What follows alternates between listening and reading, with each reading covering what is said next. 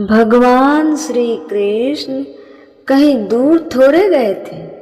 वृंदावन को छोड़कर भगवान श्री कृष्ण कहीं नहीं गए।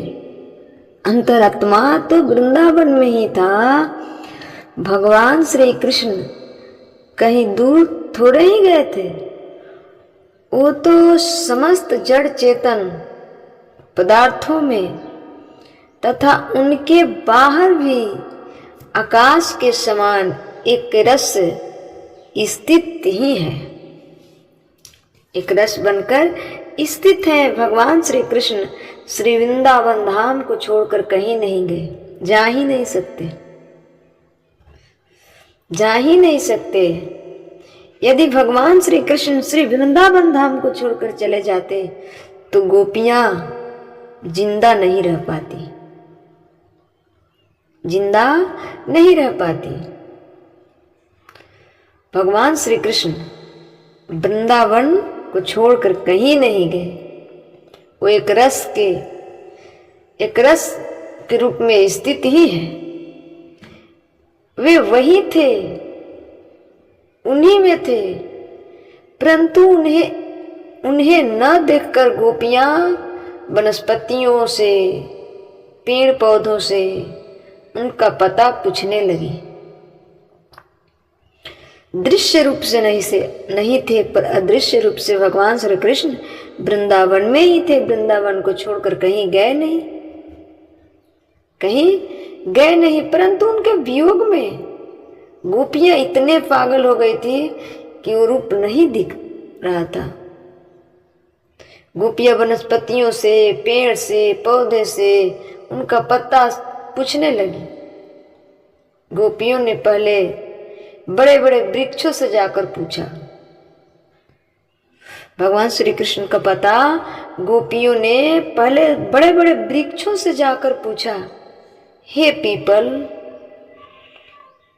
पीपल पाकर और बरगद, नंद नंदन श्याम सुंदर, अपनी प्रेम भरी मुस्कान और चितवन से हमारा मन चुरा कर चले गए हैं।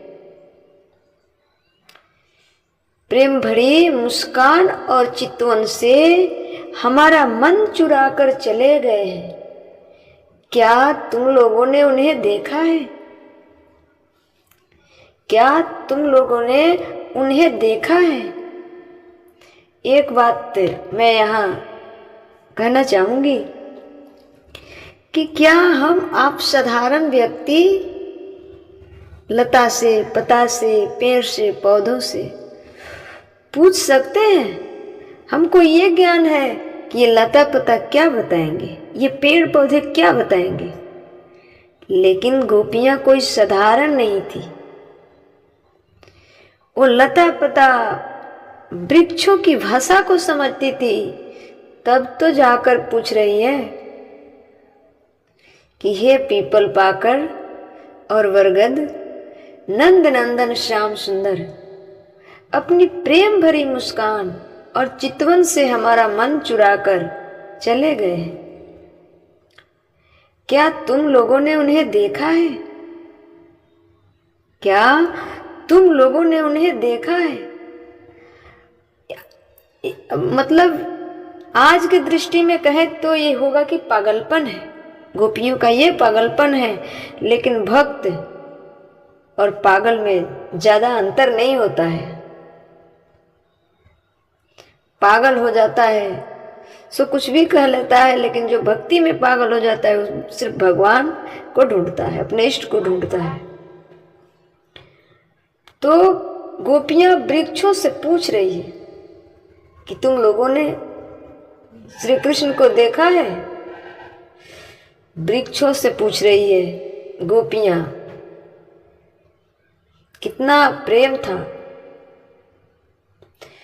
कुर्बक, अशोक, नागकेसर, पुन्नाग और चंपा बलराम जी के छोटे भाई, जिनकी मुस्कान मात्र से बड़ी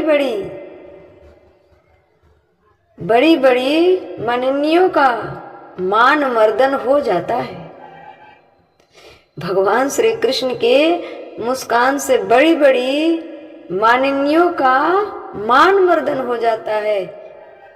इधर आए थे क्या? अब उन्होंने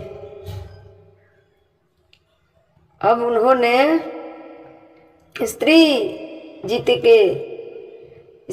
के पौधे से कहा, बहन तुलसी, तुम्हारा हृदय तो बड़ा कोमल है। तुम तो सभी लोगों का कल्याण चाहती हो। तुम सब लोगों का कल्याण चाहती हो। भगवान के चरणों में तुम्हारा तो बहुत प्रीति है। भगवान के चरणों में तुम्हारा तो है ही, वे भी सब प्यार करते हैं। तभी तो भंवरों के मंडराते रहने पर भी वे तुलसी माला नहीं उतारते, सर्वदा पहने रहते हैं। क्या तुमने अपने परम प्रियतम श्याम सुंदर को देखा है?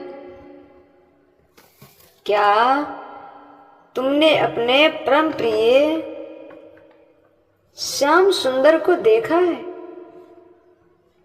गोपियां श्री कृष्ण के विरह में अपनी दशा खराब कर ली थी। सोते जागते उठते बैठते, जहां भी बैठती भगवान श्री कृष्ण की चर्चा करती। भगवान श्री कृष्ण की मुस्कान ऐसे थे। क्यों चले गए? भगवान श्री कृष्ण परसों कहकर गए। प्रतिदिन गोपियां चौराहे पर इंतजार कर रही है। गोप ग्वाल, गाय बछड़े, लता पता सब भगवान के विरह में व्याकुल थे। गोपियों की तो दशा खराब थी। श्री राधा रानी तो मतलब मौन हो गई थी, बोल नहीं पाती थी। ऐसा था प्रेम। ये सांसारिक प्रेम नहीं हो सकता है। सांसारिक प्रेम तो स्वार्थ के लिए होता है। जब तक आपसे स्वार्थ है तब तक आप, एक गलती क्या आपने कर दी कि आपके लाख अच्छाई को लोग तोप देते हैं, सारी अच्छाई ढक दी जाती है। यही संसार की रीत है, यही संसार के नियम है। इसलिए